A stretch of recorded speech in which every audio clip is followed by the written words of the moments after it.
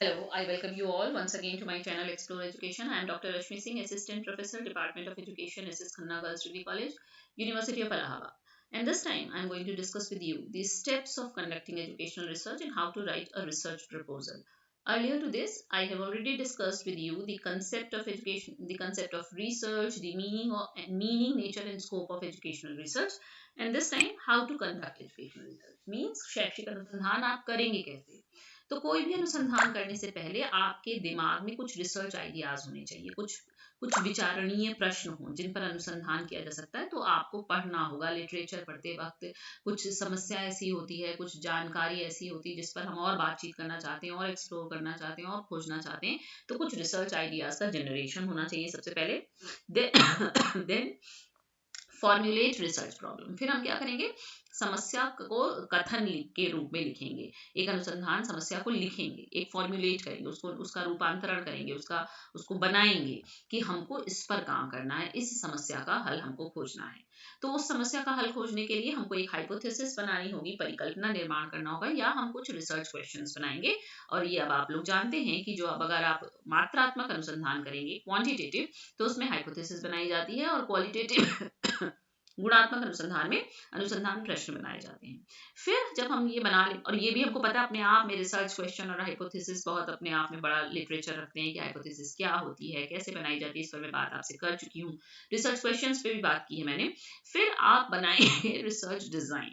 अब research design में सब कुछ आ जाएगा कि आपका पॉपुलेशन क्या होगा, आप सैंपल क्या चुनेंगे, कैसे चुनेंगे, है ना।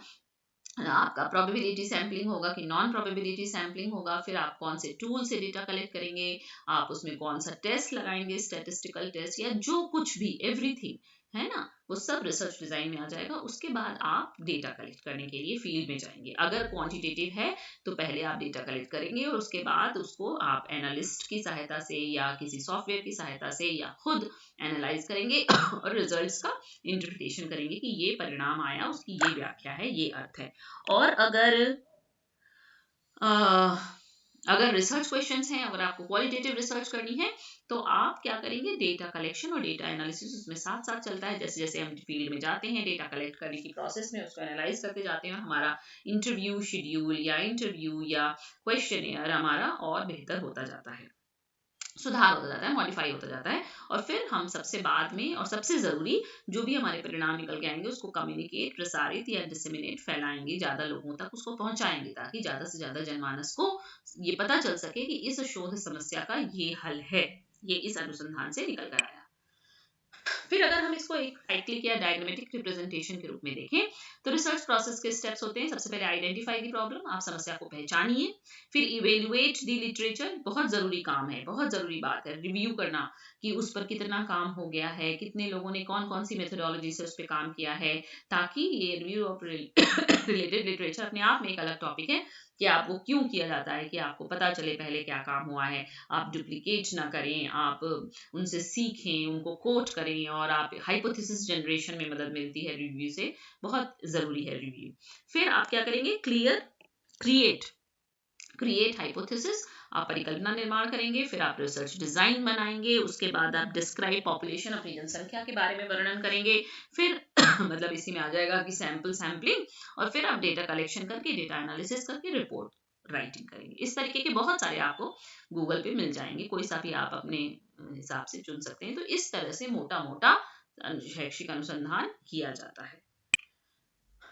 फिर राइटिंग रिसर्च प्रपोजल, देखिए जनरली हम लोग रिसर्च प्रपोजल लिखते हैं, या तो जब हम पीएचडी करने जाते हैं, सिनॉप्सिस आप मोटा मोटा कह सकते हैं इसको, या हम किसी फंडिंग एजेंसी के लिए प्रपोजल बनाते हैं कि हमारा ये रिसर्च है, हम ये करना चाहते हैं, और आप कन्विंस करते हैं उनको कि हमारी बहुत बढ़िया रिसर्च है, उससे बहुत लाभ होगा, और ग्रांट मांगते हैं, बजट मांगते हैं कि ये बजट है, हमको ग्रांट दीजिए ताकि इतना खूबसूरत बढ़िया अनुसंधान हम कर सकें। तो proposal क्या है? A proposal needs to show how your work fits into what is already known about the topic and what new paradigm will it add to the literature, while specifying the question that the research will answer, establishing its significance and the implications of the answer. यानी कि proposal को ये दिखाना चाहिए कि कैसे आप जो काम करने जा रहे हैं वो फिट होता है कि जो ऑलरेडी उस टॉपिक के बारे में जाना गया है, जाना जाता है, बट आप क्या नया पैराडाइम इसमें ऐड करेंगे लिटरेचर में, है ना, कैसे आपने एक विशिष्ट प्रश्न का निर्माण sorry while specifying the question that the research will answer, और आपने इस तरह से प्रश्न का विशिष्टीकरण किया है कि अनुसंधान आपका उसका उत्तर देगा, वो सिग्निफिकेंट है और उससे फायदे फायदे हैं. The proposal must be capable of convincing the evaluation committee about the credibility, achievability, practicality and reproducibility of the research design. और हमको ऐसा प्रपोजल बनाना है कि जो इवेल्युएशन की टीम है, हमारी कमेटी है, वो कन्विंस हो जाए, मान जाए कि ये क्रेडिबल है, करने योग्य है, सत्य है, मतलब ऐसी कोई उसमें असत्य बातें नहीं लिखी गई हैं, ये आप प्राप्त कर पाएंगे, ये प्रैक्टिकली पॉसिबल है और ये दोबारा भी रिपीट की जा सकती है. Tips for preparation of a good research proposal include, क्या टिप होने चाहिए, कैसे टिप्स होने चाहिए, कैसे हम बढ़िया रिसर्च प्रपोजल बना सकते हैं. पहली बात, हम प्रैक्टिकल हों, हम परसुएसिव हों, हम ब्रॉडर लिंक बनाएं, हम क्रिस्टल क्लियर हों अपने एम में और हम प्लान करें लिखने से पहले. A researcher must be balanced with a realistic understanding of what can be achieved. हमको एक बैलेंस, संतुलित रूप में ये बना के चलना है कि क्या हम अचीव करने जा रहे हैं, कैसे करेंगे. Being persuasive implies that researcher must be able to convince other researchers. Persuasive का मतलब है कि हम other researchers को भी convince कर सकें कि हाँ ये काम करने योग्य है. रिसर्च फंडिंग एजेंसीज को कन्विंस कर सकें, एजुकेशनल इंस्टीट्यूशंस को, सुपरवाइजर्स को, that the research is worth getting approval, कि रिसर्च हमारी इस योग्य है कि उसको अप्रूवल मिल जाए. The proposal must not only demonstrate that it is based on an intelligent understanding of the existing literature, but also show that the writer has thought about the time needed to conduct each stage of the research. और हमको ये भी लिखना है अपने proposal में, सिर्फ ये नहीं कि हम बहुत अच्छा काम करने जा रहे हैं, बल्कि ये भी कि हम कितने समय में कितना काम कर लेंगे, यानी कि टाइम प्लान भी किया जाता है. फिर राइटिंग ए रिसर्च प्रपोजल का एक मोटा मोटा खाका लें तो सबसे पहले आप इंट्रोडक्शन लिखेंगे कि कैसे समस्या उत्पन्न हो रही है, उसके पीछे की प्रस्तावना या पृष्ठभूमि क्या है. फिर हम रिव्यू करेंगे लिटरेचर को, क्या उस पर लिटरेचर अवेलेबल है, कितने काम हो गए हैं, कितने ग्राउंड ब्रेकिंग थेरीज हैं, कितने लोगों ने, क्या क्या गैप हैं आपके, क्या रह गया है जिसके लिए आप ये रिसर्च करने जा रहे हैं. फिर हम अपनी रिसर्च प्रपोजल का एम्स, ऑब्जेक्टिव्स डिफाइन करते हैं कि किस उद्देश्य से आप ये अनुसंधान करने जा रहे हैं. फिर आप अपनी डिजाइनिंग करेंगे रिसर्च की, जिसमें आप पॉपुलेशन और सैंपल चयनित करेंगे, डेटा कलेक्शन कैसे होगा ये तय करेंगे, और रिगर होना चाहिए रिसर्च में, साउंडनेस मतलब वो न्यूट्रल हो, कंसिस्टेंट हो और एप्लीकेबल हो. मतलब आप ऑब्जेक्टिव हो, उदासीन रहें, ये नहीं आप अपना बायस ना डालें उसमें, कंसिस्टेंट हो वो रिसर्च और एप्लीकेबल की जा सके, मतलब उसकी एप्लीकेबिलिटी हो, कोई अनुप्रयोगात्मकता हो उसमें.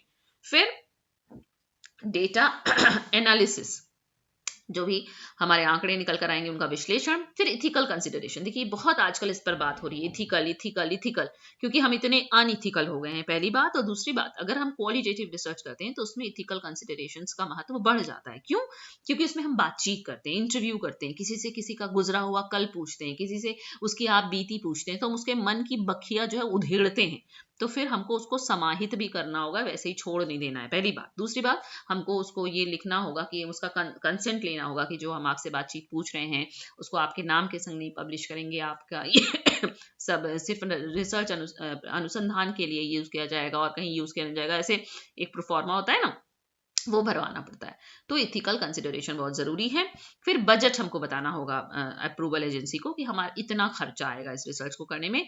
फिर हम अपेंडिसेस लगाएंगे जिसमें हम कुछ क्वेश्चनेयर, कुछ शेड्यूल, व्हाटसोएवर इसमें वो अपेंडिक्स में जोड़िए. फिर साइटेशंस है ना, जिसकी रेफरेंसेस या बिब्लियोग्राफी जिसकी बात की जाती है कि किसके किसके काम को आपने कोट किया है अपने रिसर्च में, लिटरेचर में कहाँ कहाँ से पढ़ा है, उसका साइटेशन देना भी जरूरी है.